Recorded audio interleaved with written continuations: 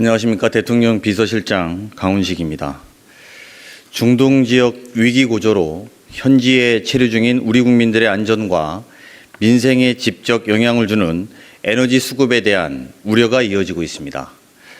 어제 국무회의에서 이재명 대통령은 우방국들과의 공조를 바탕으로 우리 국민들의 신속하고 안전한 철수와 함께 현재 중동 해역에 있는 우리 선박과 선원의 안전에도 만전을 기하도록 지시했습니다.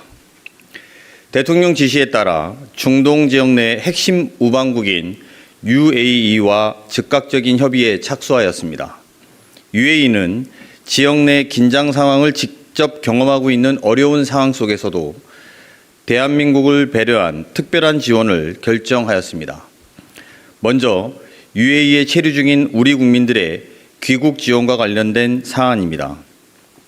현재 14개 중동 국가에 우리 국민 18,000여 명이 계시고 이 중 4,900여 명이 단기 체류자입니다.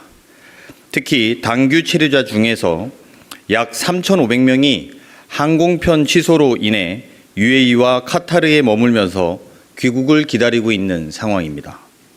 정부는 이분들의 안전한 귀국을 돕기 위해 UAE에서 한국으로 오는 항공기 운항 재개 방안을 UAE와 긴밀하게 협의해 왔습니다.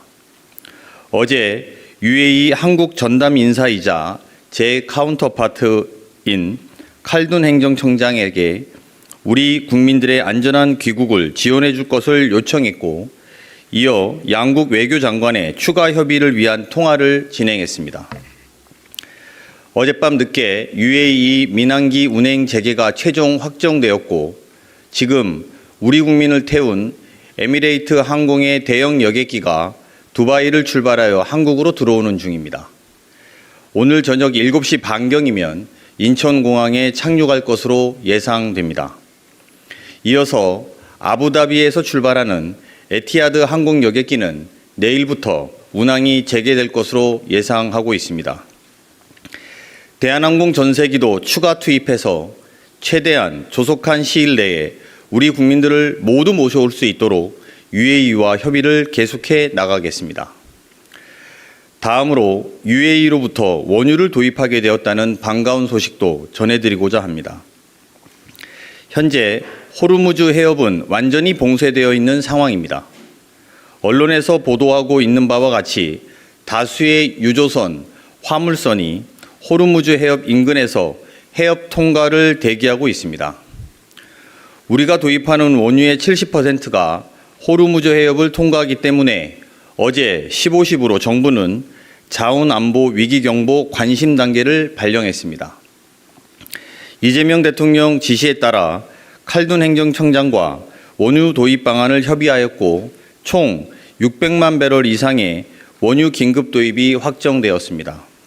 먼저 호르무즈 해협 통과가 필요하지 않은 UAE 내 대체 항만에 각 200만 배럴 규모의 우리나라 국적 유조선 2척을 즉시 접안토록 하고 UAE 국영 석유회사가 항구 내에 보관 중인 원유 약 400만 배럴을 채워 조속한 시일 내에 복귀하도록 할 계획입니다.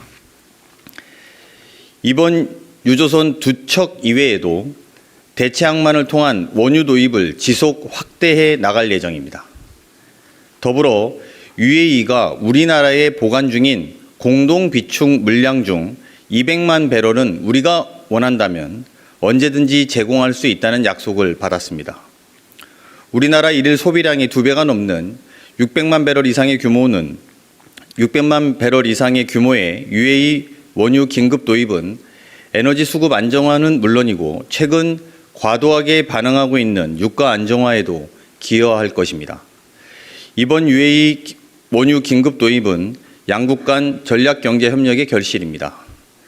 우리 항공방공 시스템인 청궁이 UAE의 안보를 지키듯이 UAE의 원유가 우리나라 에너지 안보에 기여하고 있는 것입니다. 감사합니다. 질문 있으면 받겠습니다. 네. 네, 저 머니투데이 김성원 기자입니다. 혹시 UAE 측에서 우리 측에 뭐 요청하거나 이런 부분은 없었는지 궁금하고요. 두 번째로 그 무기 관련해서 중동에서 우리 그 방산 무기들이 좀 효력이 있다 뭐 이런 보도들도 나왔는데 혹시 무기 관련한 뭐 협조나 UAE 말고 다른 중동에서 그런 협조나 구한 게 있는지 말씀 부탁드리겠습니다. 방공 무기와 관련된 협조는 여러 나라에서 요청이 되고 있고 UAE도 거기에 포함되어 있습니다. 하지만 제가 구체적인 상황을 여러분들께 말씀드리는 것은 적절치 않아서 그 점 양해해 주시기 바랍니다.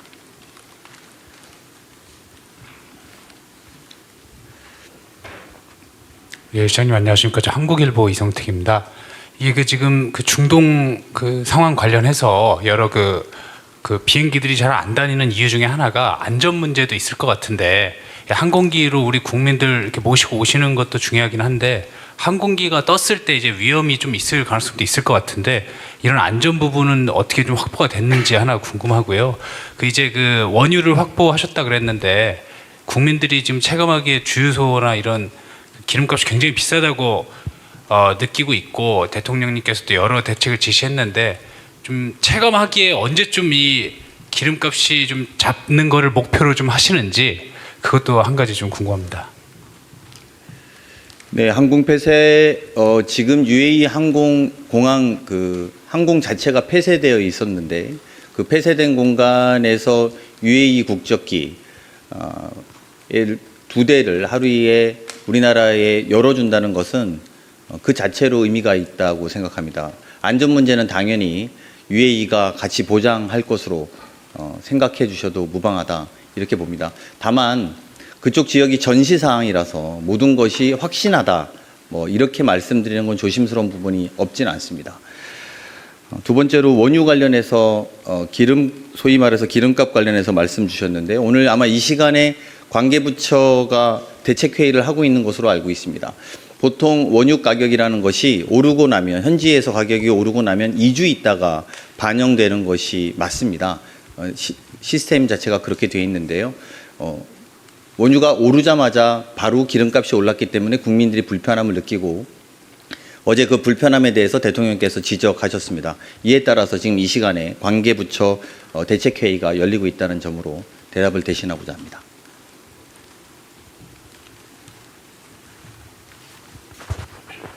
네, 서울경제 송종우 기자입니다. 간단한 건데요.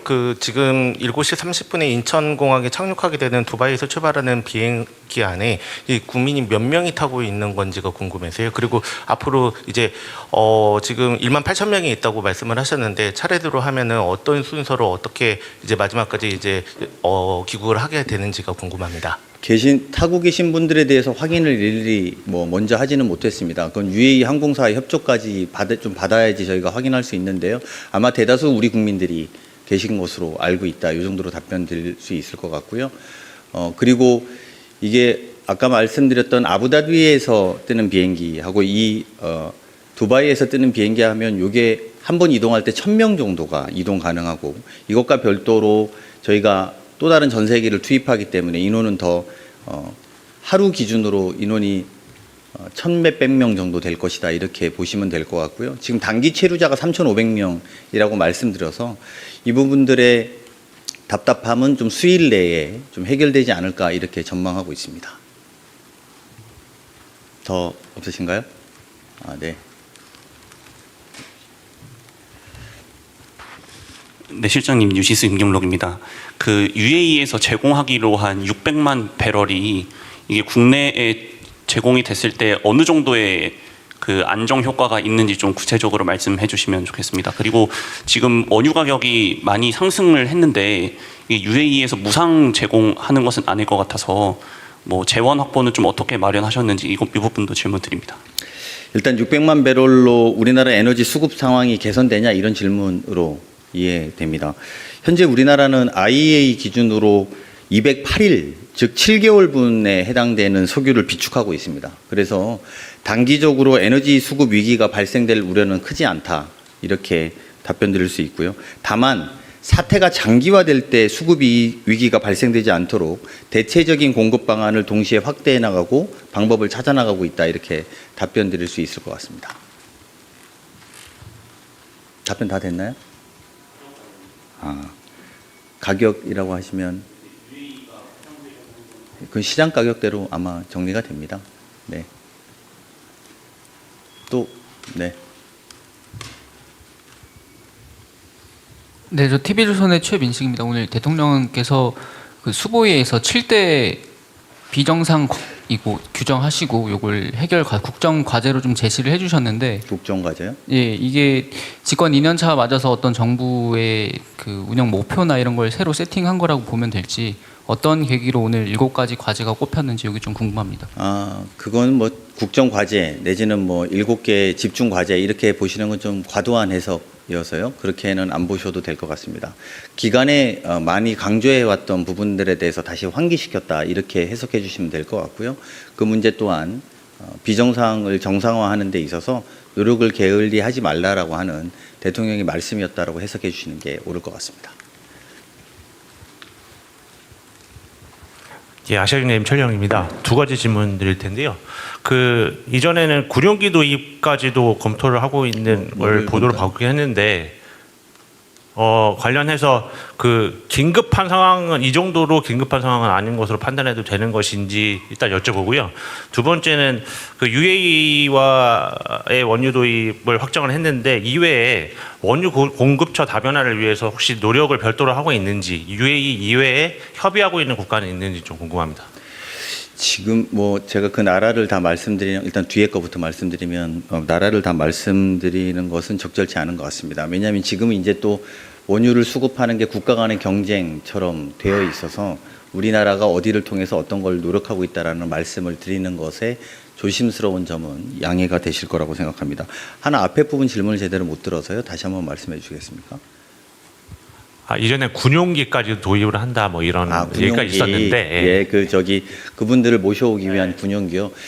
군용기나 전세기 투입, 그때 당시 이제 군용기랑 전세기 투입이 있었는데 군용기가 사실 좀 더 어려운 문제입니다. 여러분 아시겠습니다만 군용기가 하늘에 떠서 영공을 지나갈 때마다 그 나라의 모든 협조를 다 받아야 되는 문제이고, 근데 물론 우리가 그 정도의 준비는 해놨었습니다만 지금 아까 말씀드린 2개의 UAE 국적 항공기와 우리나라 항공기까지 총 3대가 하루에 뜨게 된다면 이 부분은 수일 내에 해결될 문제이고 또 군용기로 해소하지 않아도 될 정도의 수준이다라고 판단하고 있습니다.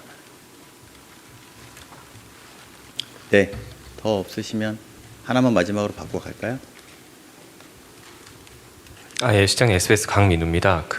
주한미군 전력이 이번 중동 상황 때문에 차출된다는 이제 보도도 계속 나오고 있는데, 이게 뭐 워낙 예민한 상황이라 좀 말씀 주시기 어려운 건 알고 있습니다만, 과거에 이라크전 때 이제 그때 차출했던 주한미군이 본토로 돌아가면서 이제 실질적인 감축으로 이어진 경우도 있었거든요. 그래서 뭐 향후 무기 외에 이제 주한미군 인력 차출이라든지 이런 부분도 뭐 한미 간의 좀 협의라든지 이런 부분이 이루어지고 있는지, 그리고 뭐 이게 그럴 가능성이 또 있다고 보시는지 궁금합니다.